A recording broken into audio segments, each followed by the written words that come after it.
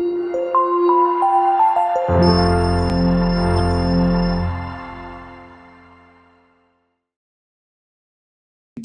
dia, boa tarde, boa noite, boa qualquer coisa, porque eu não sei que hora que você vai estar vendo isso aqui, tá? Mas que seja bom para você e para a sua família. Nós estamos reunidos hoje, eu e a Fernanda Delgado, para trazer informações importantes sobre o setor de óleo e gás para você. Esse é um evento da Rogers, preocupada com o capital humano das empresas, trazendo informações, atualizando, fazendo com que as pessoas se preparem para essas realidades que se apresentam nesse novo cenário. A gente tem conversado com algumas pessoas com muito conhecimento e experiência no setor, como é o caso da nossa entrevistada de hoje. A doutora Fernanda Delgado, ela é doutora em planejamento energético, tem experiência em geopolítica, aliás, a tese dela andou por esse tema também, geopolítica do setor. É autora de livros, é professora, é coordenadora do programa de MBA de Gás e Energia do óleo e gás da FGV. Então, é uma pessoa altamente qualificada, autora de livros, como eu já falei, autora de papers, consultora de empresas, é uma pessoa respeitada no setor, por isso eu tenho a satisfação de estar hoje aqui conversando com a doutora Fernanda Delgado. Boa tarde, Fernanda. Boa tarde, Lima. Obrigada pelo convite. É uma honra poder estar aqui conversando com você e com a Rogers. O que eu puder ajudar, o que eu puder contribuir, é um prazer enorme. Muitíssimo obrigado. Fernanda, eu vou começar com um cenário mais amplo, mais geral, né? Está todo mundo tentando saber qual é o impacto, né, em todos os segmentos, em todos os setores do Covid-19, o que é que isso vai mudar, e não é diferente no setor de óleo e gás, né? Só que quando a gente vê os estudos e as pesquisas que estão sendo feitos, parece um certo consenso, pelo menos a grande maioria pensa assim, de que essas mudanças vão acelerar uma transição que já vinha acontecendo. Não é uma grande disruptura, mas uma aceleração de tendências existentes. O que é que você pensa sobre isso? Qual é a sua visão sobre essa questão? Isso é o que tem sido colocado, né? Que a gente não tem nenhuma ruptura, na verdade, em nenhum segmento econômico você vai ter uma grande ruptura, né? A pandemia ela veio para acelerar tendências que você já tinha, né? Em todos os setores, tudo que está acontecendo já estava posto de alguma forma e foi só acelerado, né? É difícil ainda você prever exatamente o que vai acontecer, né? Ninguém tem bola de cristal e é uma pandemia que está acontecendo há 6 meses, então você ainda não tem elementos históricos suficientes para você traçar um panorama, né? Você vê que você ainda não tem nem, por exemplo, nenhuma entidade calculou um novo pico de demanda de petróleo, você ainda não tem cálculos, né? De nenhuma entidade publicou nada para o pós-Covid. Então, são coisas que ainda estão sendo estudadas, ainda estão sendo vistas, ainda estão sendo analisadas. A gente sabe que a gente pode ter um novo tipo de comportamento de consumo, né, em especial de petróleo e, por conseguinte, dos derivados, e que isso pode ter um impacto tanto na matriz energética, quanto na questão da aceleração da transição energética. É uma transição que vai acontecer, né? A gente já teve outras transições energéticas na história, né? Não é a primeira, a gente já saiu da lenha para o carvão, do carvão para o petróleo, e essa é uma transição em direção à descarbonização, né? A se usar menos combustíveis intensivos em carbono. Então, a ideia é que essa transição, ela parta para um uso maior de energias alternativas e renováveis e não intensivas em carbono.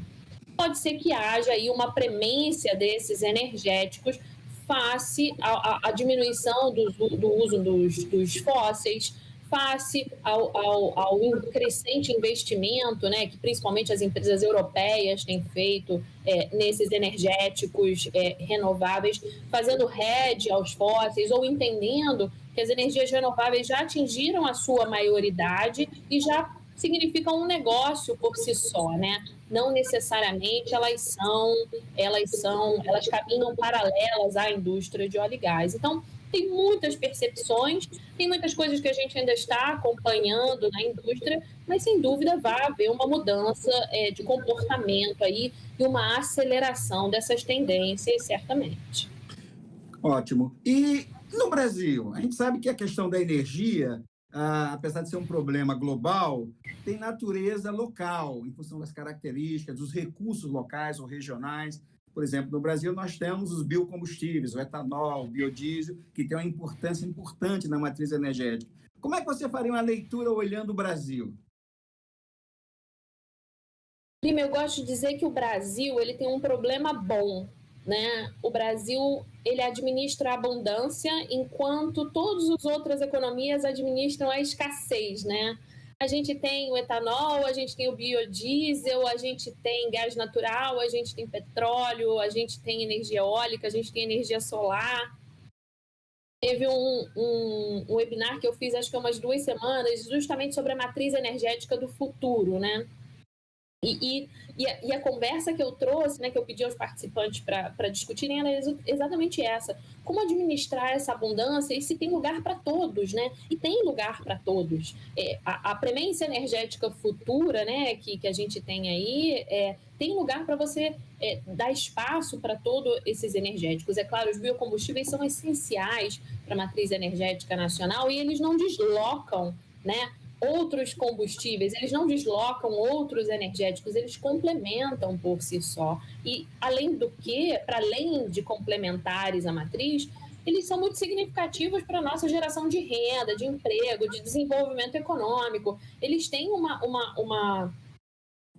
engendramento na economia nacional muito importante. E agora também a questão da redução das emissões, né? Tem o programa Renova Bio, importantíssimo aí agora para a gente, né? Como um grande marco da descarbonização brasileira. Acho que o Renova Bio ele vem como um primeiro projeto concreto, né? De descarbonização brasileira, né? Não que a gente não tenha iniciativas, certamente tem, mas o Renova Bio vem de uma forma concreta, consolidada, organizada, como um mercado de crédito de carbono organizado e brasileiro, e autêntico, né? Brasileiro. Então, eu acho que tem espaço para todos sofrem, né, com a Covid-19, porque se você tem uma queda do consumo de energia de uma forma geral, vai sofrer desde o gás natural até o etanol, né, até o biodiesel, né? Só quem não sofre é o GLP, né? Porque estamos todos em casa, estamos todos cozinhando em casa. A demanda está aumentando. Aí isso vai aumentando, exatamente.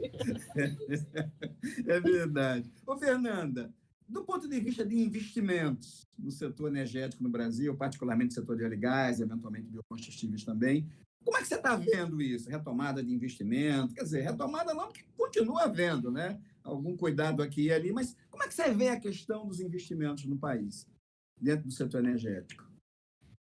Olha, eu gosto de comparar o Brasil, né? Na verdade, quando você tem a disputa pela carteira de investimentos, o Brasil ele compete com o entorno estratégico aqui dele, né? Então, a gente vai competir por investimentos, a gente vai competir com a Colômbia, com a Argentina, com o México, a gente vai competir aqui com o nosso entorno estratégico. E desse ponto de vista, né, partindo dessa premissa, a gente tem um posicionamento mais interessante. Não só pela nossa geologia muito favorável, né, em termos de pré-sal, quanto pelas instituições nossas, que são muito sólidas, né? E isso o mercado internacional e o investidor percebem. No Brasil nunca houve uma quebra de contrato, né, Lima? Você também que já foi, que é da indústria, né? No Brasil nunca houve uma quebra de contrato, ninguém nunca parou um contrato para ver o que estava acontecendo, como você tem em outras economias latino-americanas que acontecem com frequência. Isso é muito bem visto do ponto de vista das empresas estrangeiras quando vêm aportar os seus investimentos aqui. Então, nesse cenário latino-americano, o Brasil leva vantagem nesse sentido.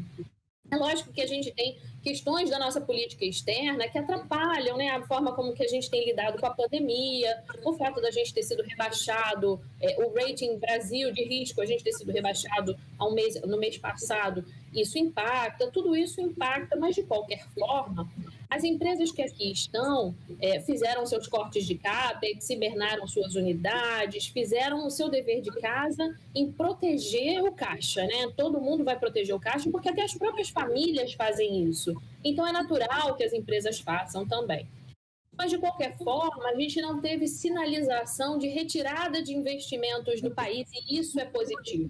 Você não teve nenhuma empresa que disse assim, eu vou sair do Brasil, eu estou retirando os meus investimentos do Brasil. E isso é extremamente positivo. Pelo contrário, a gente teve a Equinor dizendo que mantém, que o Brasil é estratégico, que ela mantém os investimentos, que o que está acontecendo é um soluço no mercado internacional e se mantém os investimentos, e várias outras, né? A Shell deu o mesmo statement, e outras empresas deram sinalizações muito positivas em relação ao Brasil ser um elemento muito importante do portfólio hoje. Então, tem os seus freios de arrumação, o que é normal, né, do ponto de vista de portfólio, né?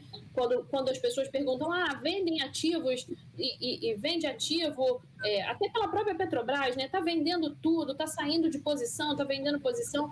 E a mensagem que eu gosto sempre de passar é que isso é normal do ponto de vista de gerenciamento de portfólio das empresas, que se vendam e que se comprem ativos, né? Esse gerenciamento é normal em relação aos interesses, porque tem que dar satisfação para um acionista, tem que proteger o caixa, o lucro tem que ser interessante no final do período, e estamos atravessando um problema sério de uma recessão. Mas no final do dia, a mensagem que a gente tem recebido, que a gente tem visto, é que, apesar disso tudo, ninguém tirou os seus investimentos. Mas, certamente, é um soluço grande que a gente vai passar, né? É uma cambalhota que o mercado deu, se você pensar assim. Uma boa figura.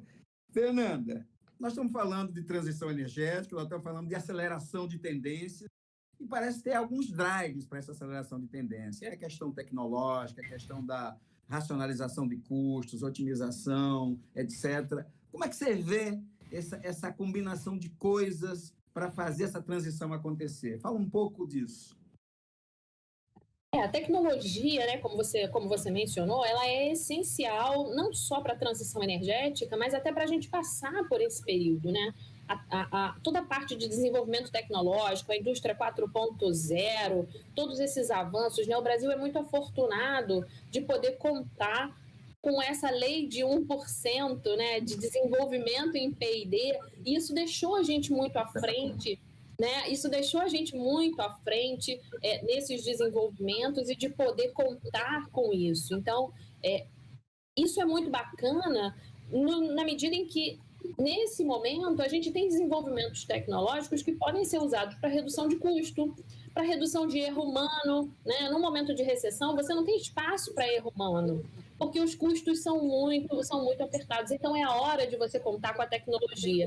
Então, aquela tecnologia que estava sendo desenvolvida, que ela ainda ia ser testada, é a hora dela ser acelerada e colocada no front e colocada para ser testada direto, porque eu vou precisar dela, porque o meu custo tem que ser menor, eu não tenho margem para erro, e está na hora de colocar isso à prova. E a gente aqui tem essa fortuna, né, de contar com essa lei que faz com que a gente esteja sempre à frente, né, ou pelo menos a gente tenha muitos investimentos nesse sentido. Então, a tecnologia, ela é um grande aliado dessa aceleração para a gente, não só em termos de transição energética, mas em termos da própria indústria, da saúde financeira da indústria, da manutenção da indústria e da forma como que a gente vai sair. Eu não tenho como mexer na demanda do petróleo, está fora das nossas mãos.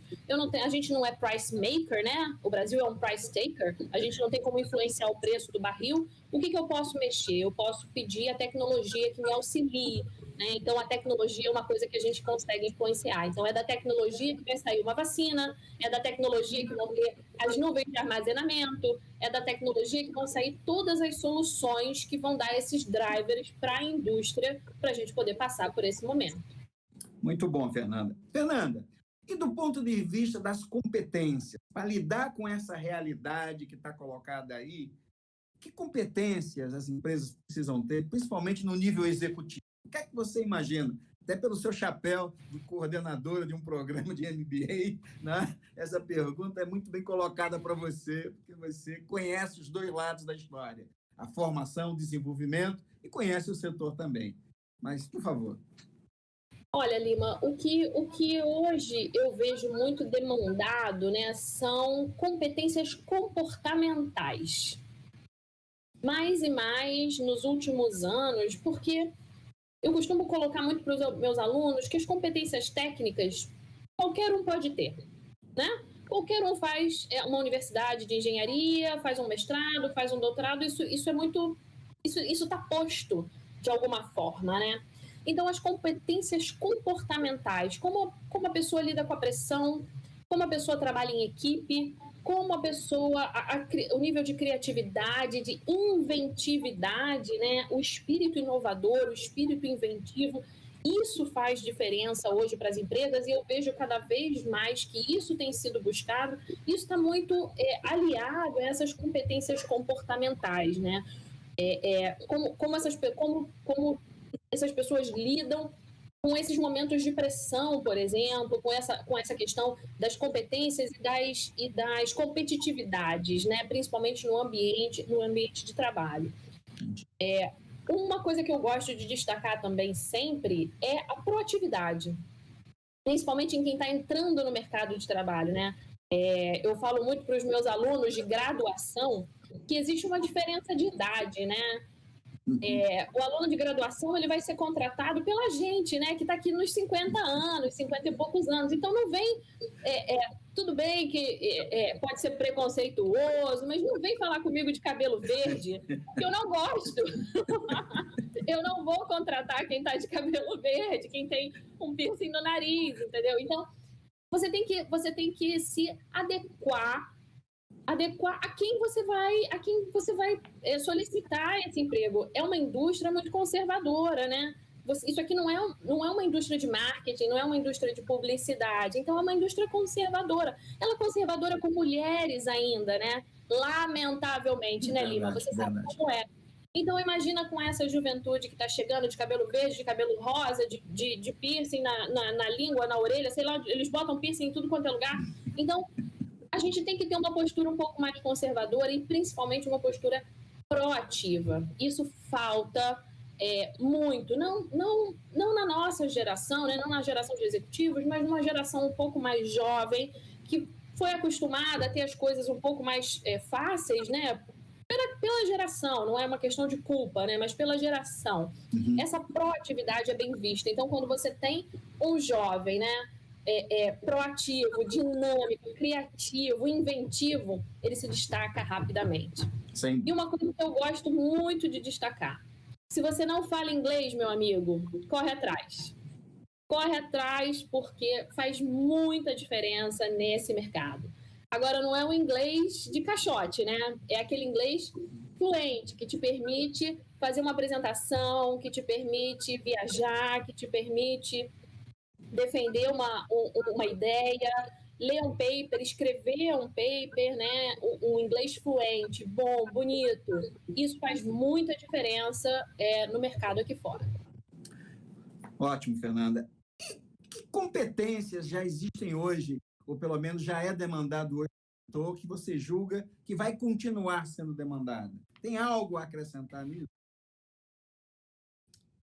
Olha, eu acho que essas competências aliadas às competências de liderança, né? E a liderança você tem duas formas, né? Ou você nasce líder, ou você aprende a ser líder, né? Você se adestra a ser líder.